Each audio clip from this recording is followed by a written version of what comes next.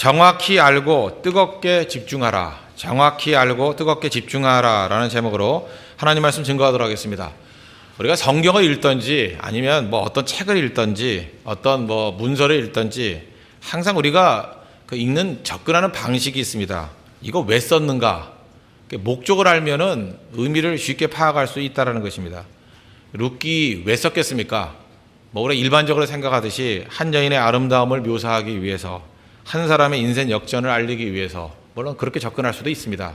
근데 근본적인 이유는 뭐냐? 1차적인 목적을 알아야 됩니다. 1차적인 목적은 구약에서 제일 중요한 인물인 다윗이 어떻게 등장하게 되었는가, 그것을 묘사하기 위해서 쓰여진 것이라는 겁니다. 우리 예를 들어서 모세오경 가운데 창세기가 있습니다. 창세기가 왜 쓰여졌습니까? 여러 가지 이유가 있겠지만 1차적인 이유를 들어야죠. 1차적인 이유는 출애굽의 백성들이 읽으라고 쓴 겁니다. 그렇죠. 창세기는 제일 1차 독자가 누구예요? 출애굽의 백성들이 읽은 겁니다. 그러니까 출애굽의 백성들이 창세기 읽으면서 뭘 생각했겠어요? 우리가 왜 애굽에서 살았는지, 우리의 조상이 누군지, 우리가 믿는 하나님이 누군지, 출애굽을 시키는 하나님께서는 어떤 하나님이신지, 천지를 창조한 하나님 아니에요. 그러니까 못하실 일이 하나도 없죠. 그러니까 그런 시각에서 창세기를 봐야 창세기가 1차적으로 풀린다는 것입니다. 그리고 2차적으로 모든 인류에게 주시는 하나님 말씀이다 이렇게 접근할 수도 있겠지만 1차적인 목적도 알아야 된다는 것입니다. 그런 의미에서 룻기는 정확합니다.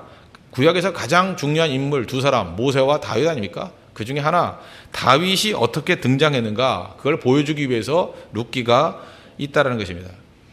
이 다윗이라는 이름이 제일 먼저 나오는 게 룻기예요. 룻기 4장 21절 22절 보니까 살몬은 보아스를 낳았고, 보아스는 오벳을 낳았고, 오벳은 이새를 낳고, 이새는 다윗을 낳았더라. 아주 짤막한 족보가 나와 있습니다. 그러니까 뒤집어서 봅시다. 다윗의 아버지가 누굽니까? 이새. 그리고 다윗의 할아버지가 누굽니까? 오벳. 그럼 그 할아버지 아버지, 증조 할아버지라 그러죠. 다윗의 증조 할아버지가 누굽니까? 보아스. 그 보아스의 아내가 누굽니까? 룻이에요. 이해가 되시죠? 그러니까 룻은 누구냐? 다윗의 증조 할머니다. 그래서 다윗의 초점으로 본다 그러면 이게 이런 거예요. 다윗이라는 왕조의 뿌리가 누구냐?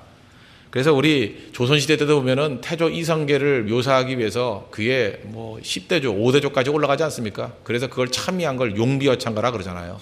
그래서 굳이 말한다 그러면 룻기는 다윗 왕조의 용비어창가다 이렇게 생각하면 어렵지 않다는 것입니다. 그의 증조모 할머니 룻을 거의 레와와 라헬의 반열에 올려놓는 그런 정도의 이 메시지가 이 안에 담겨져 있다는 것입니다. 그러면 다 보일 수 있겠죠. 그래서 룻기를 읽으면서 우리는 뭘 봐야 되냐면 사무엘 상하에 나오는 중요한 핵심 메시지, 그런 것들이 왜 나오게 되는지 뿌리를 이해할 수 있다는 것입니다. 그러니까 룻기는 언제나 사무엘 상하의 빛 가운데, 다윗이라는 빛 가운데 해석해야 제일 강력하게 해석할 수 있다는 것입니다. 그러니까 룻기 전체를 통해서 우리가 붙들어야 될 중요한 핵심 메시지가 뭐냐? 우리 세 가지를 정리하겠는데, 오늘 제목과 같이 정확히 핵심을 알아야 됩니다. 정확히 핵심을 알고 그 붙든 핵심을 붙들고 그걸 힘차게 집중하면 능력이 나타난다는 거예요. 제가 옛날에 그런 비유를 한번 들었습니다. 그 젓가락의 힘이라는 칼럼도 한번 쓴 적이 있는데, 젓가락의 힘. 이렇게 대접에 물이 있습니다. 물이 있는데 물론 숟가락으로 이렇게 물을 떠낼 수 있겠죠. 근데 숟가락이 없을 때 젓가락만 있어도 물 다 퍼낼 수 있죠. 어떻게 하면 됩니까? 젓가락을 집어넣고 힘차게 막 휘저어요. 미친 듯이. 그럼 물이 막 바깥에 다 튀겨나갈 거 아니에요.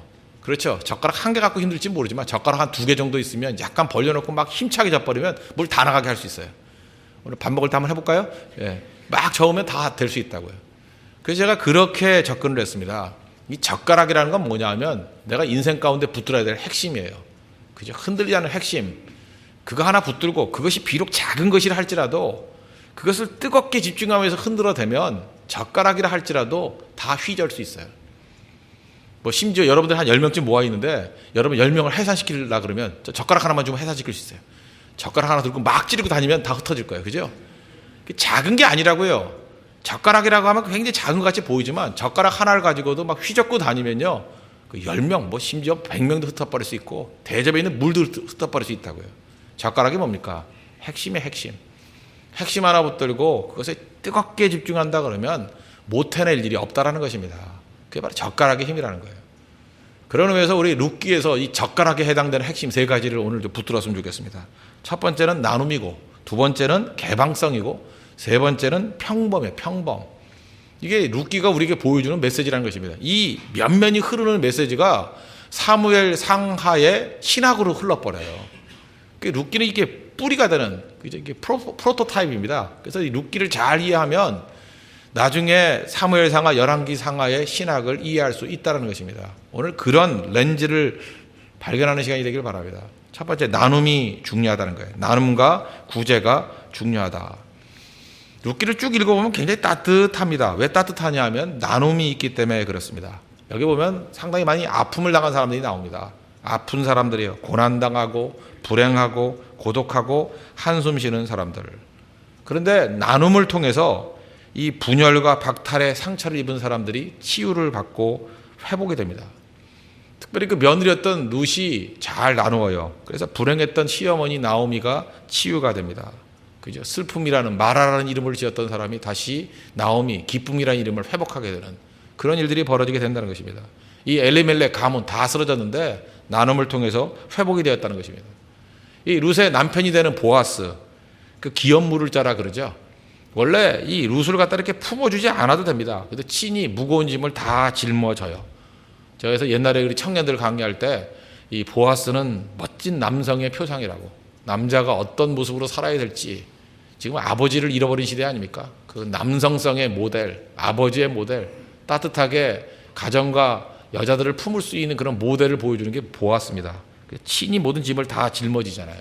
그 보아스의 이런 나눔을 통해서 그 룻도 회복이 되고, 또 룻의 나눔을 통해서 그 시어머니도 회복이 되고, 온 가족이 다 회복이 되더라는 것입니다. 이 나눔의 메시지가 나오는데 레위기 19장 9절에 보니까 너희가 너희의 땅에서 곡식을 거둘 때 너는 반 모퉁이까지 다 거두지 말고 내 떨어진 이삭도 줍지 말며. 이 거둘 때요, 그 밭에 있는 것들을 갖다가 알뜰하게 다 거두지 말라는 거예요. 이 귀퉁이에 있는 것을 거두지 말라. 그래서 제가 약간 수학을 잘한다 그랬죠. 이렇게 계산을 해봤어요. 계산을 했더니 5%가 남아요. 귀퉁이를 이렇게 놔두게 되면, 이렇게 라운드로 딱 돌려가지고 놔두면 한 5%를 남게 돼 있어요. 20분의 1. 그러니까 우리가 이 땅을 살면서 내가 그냥 싹싹 알뜰하게 다 거둘 수 있는 것도 있지만 약간씩 흘리고 다니는 게 중요합니다. 그죠? 5% 정도는 흘리고 다닐 필요성이 있어요. 우리가 좀 후진국에 가죠. 그러면 그 선진국에서 왔으면요, 한 5% 정도는 이렇게 더 팁으로 주던지 더 흘리고 다니고 손해보고 살아요. 5%가 뭡니까? 한 10% 해도 돼요. 그때 가서는. 그죠? 20%도 가능하고. 그게 굉장히 중요하다는 것입니다. 흘리고 다니는 거. 저는 우리 교인들한테 이렇게 대화를 하다 보니까 뭐 어떤 특정 업체가 아니지만 우리나라의 그 백화점도 문제가 있는 것 같아요. 백화점. 그 백화점에 납품하는 업체들에게 계속해서 그냥 마진을 주질 않는 것 같아요. 그죠? 조이고. 백화점에 납품하는 분들도 그것 때문에 기도 제목이라 그러고, 백화점에 다니는 직원들도 마진을 너무 안 주는 것 같아요. 그러고 각박해요. 그러고 그 대기업이라 그러면 거기서 이렇게 짜가지고 이익을 얻으려 그러면 안 되겠죠. 다른 더 큰 것에서 얻으려 그래야 되는데, 그 왜 그러냐 하면 이 성경적인 교육을 못 받아서 그래요. 그죠? 큰 자들은요, 나누기 위해서는 5% 정도는 흘리고 다녀야 된다니까요. 충분히 나눌 수 있는 모습이 있어야 되는데 그걸 못 하니까 어려워지는 거죠. 그래서 이스라엘에는 가장 어려운 사람들, 고아와 과부들이 먹고 살 수 있게 만들었습니다. 왜? 밭에 가면 남아있는 게 있었어요. 5% 정도. 컬버들이 주워 먹을 수 있었거든요. 자존심 상하지 않으면서 얻을 수 있었거든요. 왜 남겨뒀겠어요? 여러분 잊지 마십시오. 내 거다 그러고 내가 주는 거다 이렇게 하면 문제가 뭐예요? 상대편의 자존심이 상해요. 그래서 구제할 때 중요한 건 뭐냐 하면, 이것도 시스템이 중요한 건데, 자존심 상하지 않고 줄 수 있는 거, 그게 중요한 것입니다. 그래서 혹시 여러분들도 무슨 구제할 일이 있습니까? 그러면 교회에 헌금을 하십시오. 그러면 예수 그리스도의 이름으로, 교회의 이름으로 주면 자존심 안 상해요. 근데 자기 공명심 때문에 쉽게 한다고 생각해서 내 이름으로 줘버리면 그냥 반드시 상처 입게 돼 있습니다. 떠나가게 돼 있다는 거예요. 내가 잠깐 도움을 얻지만 내가 너한테 자존심의 대가를 치렀다. 그래서 이게 부작용이 많아진다는 거예요. 성경이 얼마나 세심한지 알겠죠. 그 약자를 돌볼 줄 아는 이런 시스템, 이게 참 중요하다는 것입니다. 우리 홍대서 교회가 지금 우리 개척한 상황이가 어렵지만 지금도 우리 뭐 밥도 나누고 생명도 나누고 우물도 나누고, 또 지난주에는 뭐 계속 우리 개척하기 전부터 우리 성도들이 조금씩 헌금했던 걸 가지고 우리 선교사들 계속 돕고 있었어요. 우리 교회 선교사 돕고 있습니다.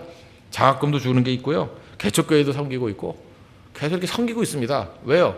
언제나 아무리 어렵더라도 5% 10%를 돕지 못할 사람은 없다라는 거예요.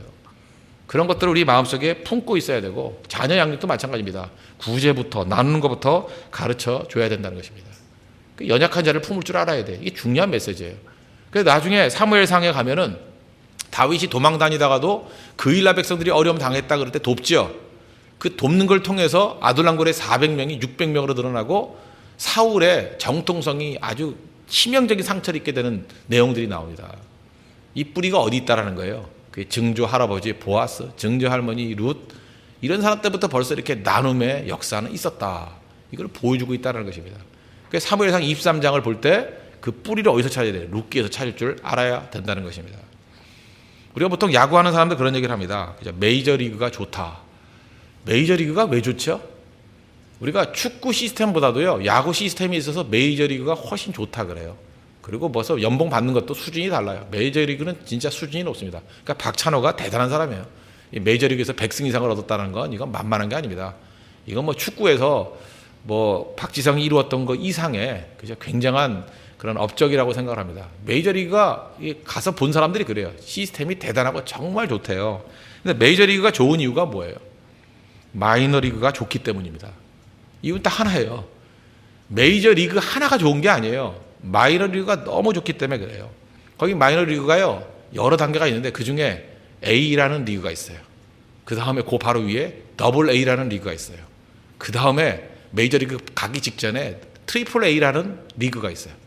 이게 아주 시스템으로 잘 이루어져 있습니다. 그래서 단계별로 선수 수급이 원만해요. 거의 문제가 없다고요. 그러니까 메이저리그가 강력할 수 있다는 것입니다. 무슨 얘기입니까? 약자를 잘 키우니까 실제적으로 자기도 강해진다는 거죠. 여러분들이 메이저리그 되고 싶습니까? 그렇다면 여러분의 A리그를 키워야 돼요. 여러분의 더블 A리그를 키워야 된다고. 여러분의 트리플 A리그를 키워야 돼요. 섬기고 나누는 것들이 있어야 된다는 것입니다. 그래야 메이저리그 같이 좋은 리그가 될 수 있다는 것입니다. 잠언 11장 24절 보니까 흩어 구제하여도 더욱 부하게 되는 일이 있나니, 흩어 구제한다고 가난해지는 게 아니에요. 흩어 구제하여도 더욱 부하게 되는 일이 있나니. 여기 미국에 오신 분들 많죠. 어느 분야들 가보십시오. 뭐 뉴저지를 가봐도 그렇고 뭐들 가봐도 그 유태인들 사는 곳에는요 유태인들 욕을 못해요. 욕을. 왜냐? 그 커뮤니티에서 필요한 기부금 제일 많이 내요. 성경 여기서 배운 거거든요. 룻기부터 배운 거예요. 계속 언제나 기부는 1등이에요. 기부는 1등 하겠다. 그게 있다고요. 그러니까 유태인들이 들어가면 집값이 올라가요. 학교가 좋아지고. 왜? 기부 하도 많이 해가지고. 지금 미국 대통령 선거 할 때 지금도 보십시오. 유태인들 건들지도 못하죠. 이유가 뭐예요? 그 선거운동 할 때 기부금의 반 이상이 유태인 자금에서 나온대요. 그러니까 누가 반대할 수 있겠어요? 기부하잖아요. 기부. 우리는 내가 그냥 꿍치고 있으면 내 거라고 생각하지. 아닙니다. 보세요. 중요한 핵심이에요. 나눔이라는 젓가락. 그거 하나 품고 있는 민족이에요. 우리도 배워야죠. 나눔이라는 거. 11조뿐만 아니라 나눔이 있어야 돼요. 교회도 마찬가지예요. 흩어 구제하여도 더 부하게 되는 일이 있나니. 이거는 교회, 가정, 뭐 누구나 다 마찬가지라는 것입니다. 이런 능력의 역사가 있다는 것입니다. 그래서 우리 홍대석의 모든 성도들 나눔이라는 중요한 젓가락 하나를 붙들고 힘차게 집중할 수 있는 우리 하나님의 백성 되기를 바랍니다. 또 한 가지는 개방입니다. 개방. 잠깐 넓어져야 된다는 것입니다. 우리 성경을 읽을 때 글쎄 잘 모르겠어요. 뭐 옛날에는 이게 환경적인 요인이 있어서 그런지 모르지만 우리 한국 사람들은 이 흑백 논리에 강합니다. 그죠? 그래서 우리 편이냐 아니냐, 뭐 죄냐 아니냐 맨날 그거 물어요. 그죠? 왜 죄졌는데 왜 써요 다윗을 뭐 이런 식으로 흑백 논리니까 이해가 안 되는 거예요. 이순신 장군이 훌륭하다 그러면 모든 게 다 훌륭해야 돼요. 이순신 장군에 대해서 약점만 얘기해도 그건 뭐라 그러고 그죠? 악한 사람은 좋은 일 절대 얘기하면 안 돼요. 아니 그렇게 악한 놈한테 좋은 얘기를 하면 어떡해? 뭐 이런 식으로. 그래서 100% 악한 사람 만들고 100% 선한 사람 만들어 속이 시원해요. 그러니까 현실적이지 않죠. 100% 선한 사람이 어디 있으며 100% 악한 사람이 어디 있습니까? 다 섞여 있는 게 인간이죠. 이 본문을 이해할 때도 마찬가지예요. 흉년이 들었습니다. 대부분 그렇게 들었죠. 모압 땅에 내려가는 것은 잘못이다. 불신앙적인 결정이다. 예, 맞습니다. 뭐 그렇게 해석하는 게 틀리다고 생각하지는 않아요. 근데 그게 잘못된 것이라 할지라도 주님께서는 그것조차도 합력하여 선을 이루시잖아요. 모압 땅에 내려갔으니까 룻을 얻었죠. 그렇지 않아요? 그래서 우리 모압 땅에 내려가는 것이 무조건 나쁜 것이다. 이런 것이 도식화되어 있다 그러면 성경 보기 힘들어지는 거죠. 그래서 우리 교회와 세상 그러잖아요. 그래서 우리 홍대 앞에 있는 영혼들을 변화시키자 이렇게 얘기를 할 때 교회는 선이고 홍대 앞에 있는 사람은 다 죄악 덩어리, 이런 식의 접근은 나쁜 거예요. 오히려 교회 안에 악한 사람이 더 있을지도 몰라요. 제가 접해보니까 예수 믿는다 그러면서 잘못 믿어놓으면요, 정말 악질 중에 악질들은 교회 안에 다 있어요. 반면에 뭐 세상에 나가보면 뭐 악한 짓 하십니까? 그 안에 얼마나 선량한 인간미가 철철 넘치는 사람들이 얼마나 많은지 알아요? 그 생각보다 그렇게 선과 악으로 100% 나눌 수 있는 게 아니라니까요. 어찌 보면 더 선량한 사람들이 더 많이 있을지 모릅니다. 다만 예수 그리스도의 복음을 알지 못했을 뿐이지. 그죠? 그런 좋은 사람들이 교회 와가지고 예수 믿고 영접함으로 말미암아 우리에게 힘이 될 수 있어요. 바깥에 룻이 있을 수 있다니까요. 그런 시각으로 접근할 줄을 알아야 된다는 것입니다. 그런 의미에서 모압은 배척의 대상이 아니에요. 모압까지도 품어야 된다. 룻기가 보여주는 게 뭐냐? 룻은 모압 여인이었다는 거예요. 이게 메시지입니다. 모압 여인인데 품어줘야 된다는 거예요. 그것까지도 우리가 다 넘어서는 모습이 있어야 된다. 원래 이스라엘 백성들을 선민주의 그러지 않습니까? 룻기에서 보여주는 게 뭐예요? 열린 선민주의예요. 하나님의 택한 백성, 예, 맞습니다. 그렇지만 그것은 닫혀 있는 게 아니라 열려 있는 것이다. 그래서 이스라엘의 공동체를 보면요, 선민같이 보이지만 그 안에 이방 백성 중에서 들어온 선민들 굉장히 많습니다. 대표적인 게 우리아를 햇사람 우리아 그러죠. 햇사람. 햇이 어디입니까? 역사에서 말하는 히타이트예요. 최초의 철기 문명 히타이트. 햇사람 우리아인데 장군 되잖아요. 장군. 그 다음에 유다 지파의 대표자가 누구였죠? 갈렙이었죠. 갈렙. 그죠? 에브라임 지파의 대표가 여호수아. 이 갈렙을 설명할 때 아버지 이름이 누구예요? 여분네. 근데 여분네를 뭐라고 설명해요? 성경에 두 가지나 해요. 그나스 사람 여분네, 그니스 사람 여분네. 그러니까 그나스, 그니스 다 이방이에요. 이방 출신들이 귀화한 거예요. 이스라엘 백성 공동체에 들어온 거예요. 그런데 그 사람이 충분히 지파의 대표가 될 수 있는 구조였다고요. 폐쇄 구조가 아니죠. 그러니까 그나스 사람 여분네의 아들 갈렙 이렇게 설명한다고요. 이게 열린 공동체였다는 거예요. 열린 공동체. 또 다윗의 그 왕조를 보면 블레셋 출신의 용병들이 얼마나 많습니까? 사무엘하 8장 18절 보니까 여호야다의 아들 브나야는 그렛 사람과 블렛 사람을 관할하고 그렇게 나오잖아요. 그래서 그렛 사람과 블렛 사람 이게 뭐예요? 그 이방 족속인데 다윗을 돕는 일들이 있었다는 것입니다. 또 출애굽기 12장 38절 보니까 수많은 잡족과 양과 소와 힘이 많은 가축이 그들과 함께 하였으며, 그러니까 히브리 사람들만 출애굽한 게 아니라는 거예요. 허다한 잡족, 수많은 잡족들도 같이 출애굽을 했습니다. 물론 이 사람들이 나중에 뭐 불평들 일으키고 그러지만 이스라엘 공동체는 닫혀있는 공동체가 아니라는 것입니다. 그러므로 우리가 품어야 될 것들이 뭐냐? 너무 자기하고 비슷한 사람끼리만 모이려고 그러지 말라는 거예요. 그죠? 이렇게 딱 보면은 이렇게 그 소망교회 출신들 보면 이렇게 조용하게 기도하잖아요. 우리 교회도 꽤 있어요. 그죠? 예, 그런 분들은 이렇게 시끄럽게 기도하는 걸 되게 싫어해요. 앞에 계신 뭐 집사님인지 권사님인지 모르지만 굉장히 시끄럽게 기도하시네요. 그죠? 예. 근데 또 저렇게 하는 분들은 이 교회는 죽었어. 뭐 이럴 수 있죠. 그죠? 왜 이렇게 조용하게 하나? 근데 그것도 다 품어야 돼요. 그죠? 이렇게 해서 뭐 시끄럽게 방언기도 하는 사람부터 시작해가지고 조용히 묵상기도 하는 사람까지 서로를 배려해 가면서 전체가 하나로 묶일 수 있다는 거, 이게 굉장히 중요한 거 아닙니까? 그래서 교회가 너무 강력한 칼라만 있으면 안 된다고요. 뭐 우리는 젊은이만 있어. 우리는 뭐 장년만 있어. 우리는 뭐 조용히 기도하는 사람만 있어. 우리는 뜨겁게 기도하는 사람만 있어. 그래서 제가 예배 때도 박수 치면서 찬송하잖아요. 그리고 또 손 들고도 찬양하고 묵상 찬양도 하고 흐밍도 하고. 도대체 이 교회 정체가 뭐야? 전체가 다 정체예요. 그죠? 이유가 뭐냐? 우리 모압도 품어야 된다니까. 모압도. 그러지 않고 어떻게 홍대 앞에서 사역을 할 수 있겠습니까? 홍대 세교회인데. 그렇죠? 얼마나 다양한 사람들이 있는데, 개성 넘치는 사람들이 있는데요. 포니테일부터 시작해서 스킨헤드까지 뭐 별의별 문신한 사람까지. 우리 어제도 예배 왔을 때 문신한 사람 몇 사람인데 옆에 안 앉으려고 그런다. 괜찮아요. 문신이 그거 다 찌르는 거 아니에요. 그거 별거 아닌데. 좀 많긴 많더라고요. 그죠? 문신이. 용이 2마리가 비비 꼬매서 올라가더라고요. 그죠? 예. 그래도 그런 사람이 와서 예배 드리고 같이 찬양할 수 있고 같이 손들면서 용이 올라가는 것을 보이면서, 그죠? 하나님께 영광을 돌린다 그러면 그것도 충분히 의미가 있는 거 아니겠어요? 그죠? 넓어져야 된다는 거예요. 자꾸만 넓어져야 된다는 거.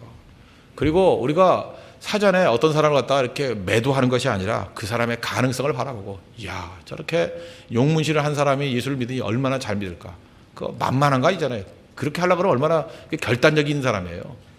그 용문신을 하는 그런 능력을 가지고 주께로 온다 그러면 그 사도바울같이 되지 않겠어요?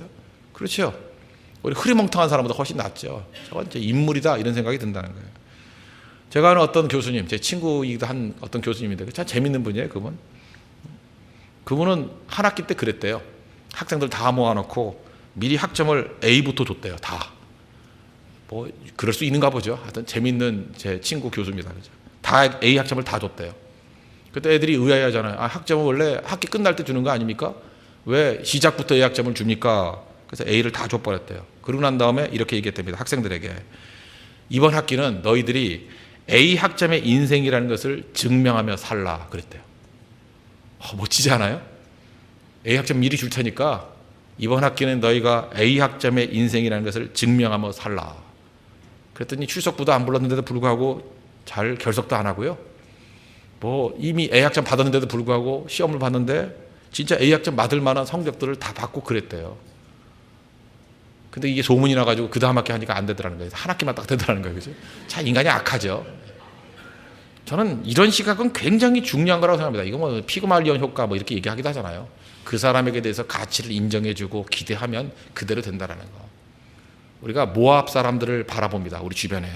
모압 사람들을 내리 깔면서 보면 안 된다는 거예요. 그 안에 룻이 있다. 이제 개방성. 언제나 열린 마음으로 자기와 똑같은 사람만 만나려고 그러지 않고 다른 사람을 품을 수 있는. 우리 이번 한 주간 동안에도 나와 다른 사람들을 더 많이 품어서 나의 모압의 세계까지 넓어지는 세계, 내 세계가 모압의 세계까지 넓어지는 그런 개방적인 은혜를 체험할 수 있는 우리 믿음의 종 되기를 바랍니다. 그게 핵심이라는 거예요. 그래서 사무엘 상하 11개 상하에 보면 잠깐만 넓어집니다. 폭 넓어져요. 다윗은 넓어지고 사울은 좁아지고. 그게 바로 개방성의 능력이라는 거예요. 복음은 개방적인 것입니다. 그래서 베드로가 유대인들에게만 섞여 있을 때 바울이라는 인물이 들어와서 세계를 향해서 나오잖아요. 땅끝을 향해 나가잖아요. 이게 복음의 능력이라는 거예요. 개방성. 교회는 개방적인 곳입니다. 그런 개방의 능력을 체험하는 믿음의 종 되기를 바랍니다. 마지막 한 가지 간단히 설명하겠습니다. 평범성이에요. 룻이라는 여자 굉장히 평범한 사람이죠. 우리도 평범하죠. 근데 하나님 손에 붙들림 받은 평범함은 위대함이 될 수 있다는 것입니다. 이 평범하다 못해 비천한 여자 아닙니까? 비천한 여자인데 하나님 손에 붙들리니까 이 이방이자 과부이자 불행한 여자였던 이 룻이 하나님 손에 붙들림 바 되니까 가장 영광스러운 다윗 왕조의 뿌리 조상이 된다는 거 아니에요? 그렇다면 우리 가운데 절망하고 낙심할 사람 누가 있습니까? 우리 어느 정도면 절망할 거예요? 좀 건강이 없다, 뭐 장애를 앓고 있다, 그럼 되겠어요? 그 다음 뭐 어느 정도는 불행하겠어요? 뭐 이혼해가지고 뭐 버림받았다, 뭐 이 정도. 또 얼마큼 하면 더 불행하겠어요? 거기다가 또 좋은 학교도 못 나왔다. 얼마나 불행하겠어요? 부모도 못 나서 가난하다. 그죠? 살 집도 없다. 뭐 이 정도면 되겠어요? 뭐 몇 가지 더 가미했다고 합시다. 이런 모든 것들이 다 엎어치기 돼 있어요. 그렇다 그러면 나는 아무 소망도 없다. 그렇게 말할 수 있겠죠. 그런 사람이 룻이에요, 룻. 근데 살아계신 하나님을 붙들고 나아가니까 일어서게 되지 않습니까? 그게 복음이라는 거예요. 아무리 평범한 사람이라 할지라도 하나님 믿고 의지하게 될 때 일어설 수 있다는 거. 그래서 다시금 주님 붙들고 평범함에서 비범함을 뛰어넘어서 위대함으로 갈 수 있는 우리 하나님의 거룩한 백성 되기를 바랍니다.